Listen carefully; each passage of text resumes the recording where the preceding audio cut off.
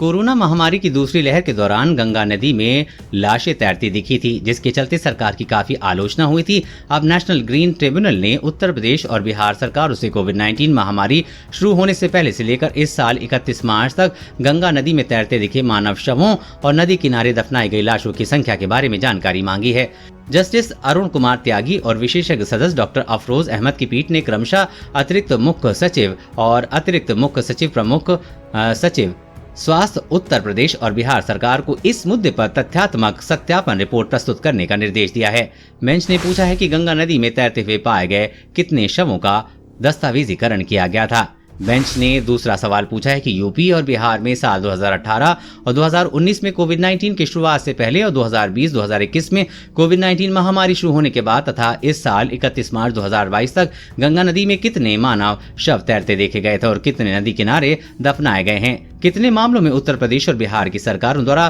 क्रमशः शवों के दाह संस्कार, अंतिम संस्कार या दफनाने के लिए वित्तीय सहायता प्रदान की गई है। बेंच ने पूछा है कि नदी में शवों को तैरने से रोकने के लिए जन जागरूकता पैदा करने और सार्वजनिक भागीदारी को बढ़ावा देने के लिए क्या कदम उठाए गए थे। गंगा या उनकी अंत्येष्टि नदी तल में या उसके आसपास की गई थी। ट्रिब्यूनल ने ये जानने की कोशिश की है कि कोई आपराधिक मामला दर्ज किया गया था और किसी भी व्यक्ति के खिलाफ कोविड संक्रमित या अन्य शवों के प्रबंधन के लिए दिशा निर्देशों का उल्लंघन के लिए कोई मुकदमा चलाया गया था। एनजीटी ने यह भी पूछा है कि क्या पर्यावरण नियमों का कोई उल्लंघन हुआ है और यदि हाँ तो किए गए एहतियाती उपायों का विवरण प्रस्तुत किया जा सकता है। एनजीटी पत्रकार संजय शर्मा की याचिका पर सुनवाई कर रहा था, जिन्होंने कोरोना वायरस से प्रभावित मानव शवों के निस्तारण के लिए उचित प्रोटोकॉल के पालन का निर्देश जारी करने का अनुरोध किया है। इसके साथ ही बेंच ने निर्देश दिए हैं कि प्रतिवादियों को नदियों में शवों के निपटान को विनियमित करने के लिए स्थायी तंत्र विकसित करने के लिए निर्देशित करें और सभ्य दफन और दाह संस्कार के मौलिक अधिकारों को